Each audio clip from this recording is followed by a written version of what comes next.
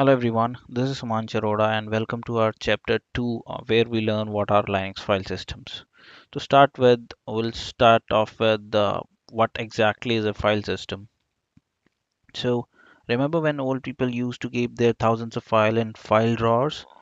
They used to tag all the files so that they can access all the files easily whenever they want to and label it so that they can store efficiently and keep a separate kind of lobby in every kind of file in each drawer.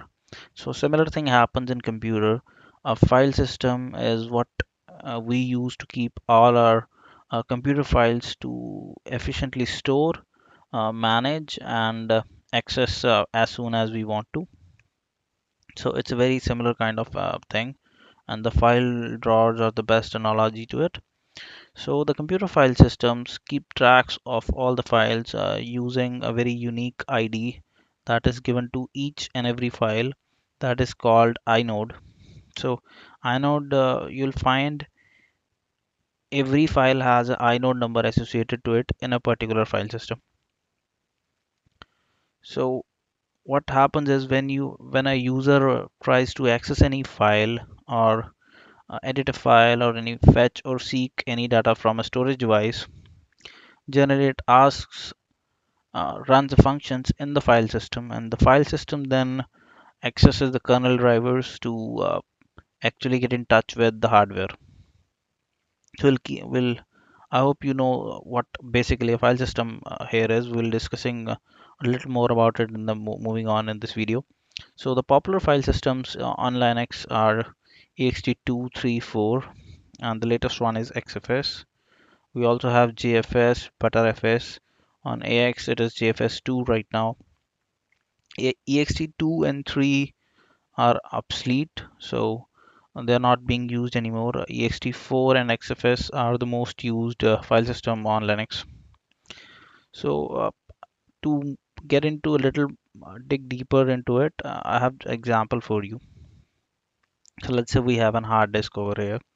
So every hard disk any computer has, let it be a server or a desktop, uh, generally it has partitions. So what partition does is that it uh, kind of differentiate your kind of data. So uh, you must have noticed that generally people keep Windows into C drive and data into D, E, or whatever the size they want, or whatever number of hard disk or partitions they want. So you can have multiple hard disks and multiple partitions in it. You can have like even four partitions or three partitions, whatever you need. So let's talk about only one hard disk here. So when we try to download some data from internet or any other source, every hard disk has a partition, and every partition has to have a file system associated to it, and that will manage all those files for that particular file system. So just for your information, one partition can have only one file system and has to have a one file system which will manage its data. It's like this thing that every partition will require a system that will manage the file like a file drawer thing. So what in computer technology replaces it to ext3, ext4, xfs, btrfs. Yes, we can have separate, each partition has their own kind of file system like shown in this example. Partition 1 can have ext3, 2 can have ext4, or whatever you want. Or also you can have the same file system into the every partition. So that doesn't actually matter a lot. You can have it whatever you like it. So as soon as your operating system allows you to.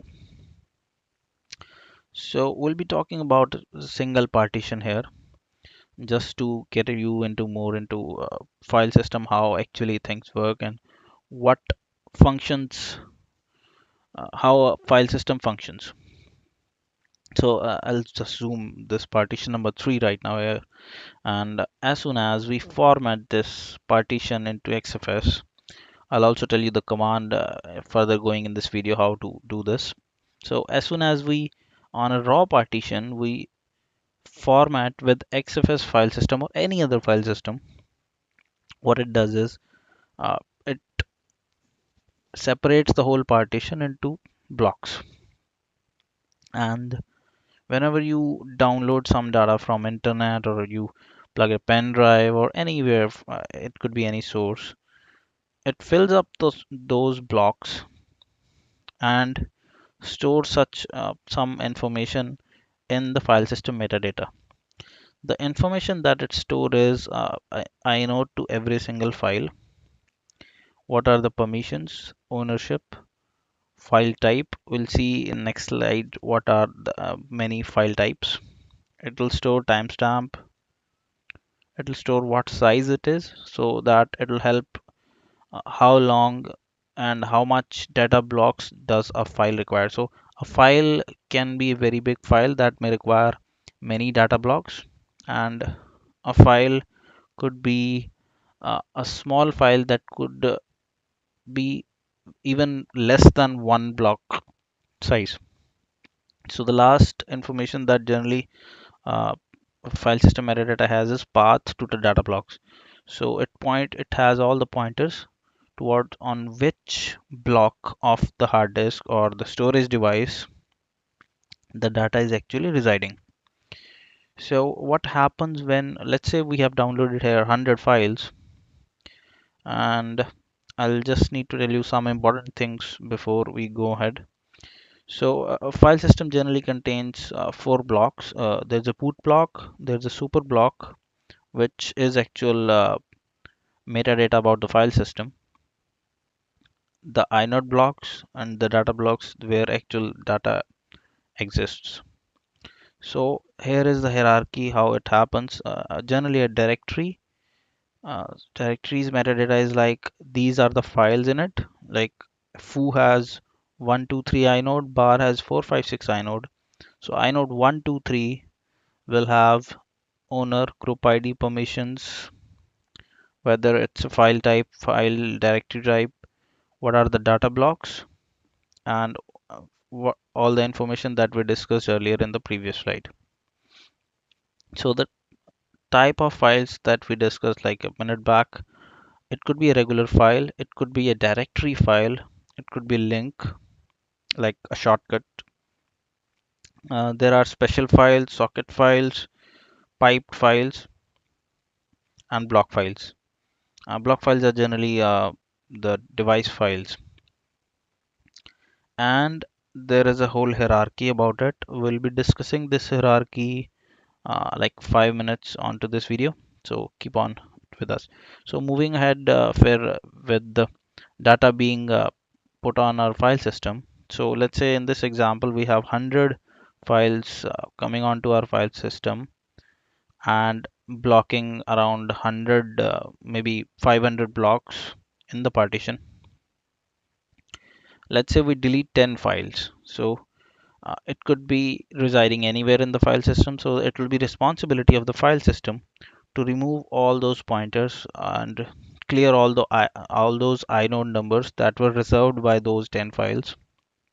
It will be now in the available pool, so that if any new file comes in, it can those inodes can be reused to tag with some other files. So this is a kind of structure happens when you put some files and then delete some of them. So if you do a lot of moving in, downloading and deleting stuff, generally the hard disk looks like this, that uh, some blocks have data and in the middle some don't. So this becomes very messy. So now the file system's very helpful. When we access a file, it's only the file system which knows which blocks to access to exactly extract that particular file. So when we do a cat, it reads the inode table, it reads where the data blocks is, it goes to those data blocks, picks up all the data that it has, return it back to the shell, and show it on our displays. So what's more with the file system has to offer? So it's not just about reading the files. Advanced file system and modern days file systems have a lot of features, and we'll be discussing only the basic ones here. So the first one that nowadays every file system has is journaling. So journaling is a kind of logbook. Every data or every write we do on our hard disk or SSD or any storage device, whether it be a SAN or local drive, it'll keep a logbook. So logbook is nothing but just it writes that I will be writing this kind of data onto these blocks, so that in case your system crashes or power goes off like that anytime, it has to have a logbook so that it can recover your data from that journaling. So this reduces the chances of getting a file system corrupt when power goes off, or there is a sudden reboot or anything like that. So uh, like ancient file system used to get corrupt very easily when we power off the system from the socket. So nowadays the latest file systems are very robust about it just due to journaling. There could be the second one is concurrent operations. So as we have multi-core processors, we have hundred of cores running onto a server, we have multi-bus RAMs. There's the data buses are very much higher. So we need to have file system that can accept connections data uh, on a very high available buses, so that it can work concurrently. So the modern file system supports concurrent operations, online change in size. So resizing without unmounting or rebooting a server is a very big factor that is considered when you are installing a file system. So that's a very big thing in the enterprise level. And even if you get this kind of service in the desktop, you'll always prefer those file system, right? We have quotas, so you can assign one particular user few GBs, so that a particular user can access only a particular amount of hard disk. So that's a very useful thing when you have unlimited number of people and you want to give a limited amount of storage to people. So diagnostic capabilities has also enhanced in all the new file systems. It's like logging, and as we have journaling available, so diagnostic capabilities increases with everything. Defragmentation is a factor that is coming with all the previous file systems also. It is actually rebuilding your metadata and restructuring all the data blocks to have to get more contiguous blocks available. So it's a very good thing. It speeds up your uh, s- read and write output when you defragment your partitions. Moving on specifically to the Linux file systems. So now you understand what is a file system. Mount point is a directory where you mount a particular device which has a file system in it. So when we create a partition, we install a file system in it. Then we mount that particular device to a particular directory, and that directory is called mount point. And a mount point is generally used when we want to access a device with a path. So just to have the access to the device, we have to have a path, and the mount point gives us that path. So I'll be telling you these are the generic folders or mount points that are used for different kind of data to be put in. Some of them are very basic and just the short form of their usage. So slash is the parent directory, you may be knowing in Linux. So it is the head of every directory, and from there we have slash var, which is a variable file system. So every file that keeps changing a lot is kept under slash var.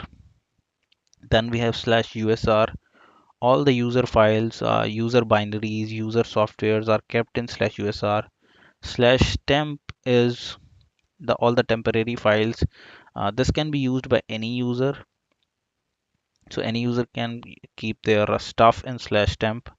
Generally it is kept between same as the size of RAM, so it's pretty a good directory where you can keep your stuff for a while and then uh, just remove it afterwards. Generally administrators remove /temp data after reboot. Moving on to /opt, this mount point captures all the softwares that we keep on our system. /home is the home directory. It's like when you create a user, you will get a by default. Uh, let's say we created a user Denny. So you will get a new home directory in /home/Denny, and you will be able to put all your files. Denny will be able to put all these files, and also /home/Denny will be the landing present working directory for the user Denny. So slash moving on to the next major directory is /etc. It's not actually a file system being used as a separate file system. It comes under slash only, but it's a very important directory. All the software, all the OS configurations, all the software configurations and the OS configuration files are kept in etc. So 95% of the times you will see all the configurations in /etc. /bin will have all the binaries. However, you will also see some binaries in /usr/bin that are accessible by generally by all the users. So that's pretty much all of it. You can always comment below so that I can help you with whatever your questions are with. Moving on, there are some more file system commands. So when you are done with mounting a device, you have a partition ready. You have done some partition on your hard disk. You have done logical volume managers devices, LVMs devices, that we'll learn in our next chapters. You can run mkfs on those particular storage devices to install a file system on it. These commands that are mkfs ext4 or mkfs.xfs that creates those file system in that partition will actually create the super block and the other blocks that we discussed. There are more commands to do a file system check. If you it seems to you that a particular file system is corrupt, you want to run a file system check. For ext versions you have e2fsck. For xfs you have xfs repair. For resizing you have resize to fs. Make sure you have more space if you are increasing a file system. So if you have a partition, you have to increase the size of the partition first, then only you can increase the size of the file system. uh, in xfs you have xfs grow fs. Always remember, you cannot reduce size of an xfs file system. However, you can reduce uh, a file system of ext4. So there are more command like saving an image if you want to tune a file system. So with all the features that we talked about in this video about the file systems, they all are configurable. There are like more than 100 or more than 200 parameters a file system can be tuned in according to your needs. So tune to fs is used in the ext3 4 and xfs admin is used in xfs. You can also do a backup. The backup and restore command and xfs dump and xfs restores command are the commands you can use to dump and restore. That was pretty much it. You can always ask more questions to me about file system. I wanted to keep it very brief. I didn't want to go it in deep, so I have only discussed to keep it the video short and crisp. Now, thanks for your time. If you have anything, you can comment and make sure you follow us for more. Thank you. Bye bye.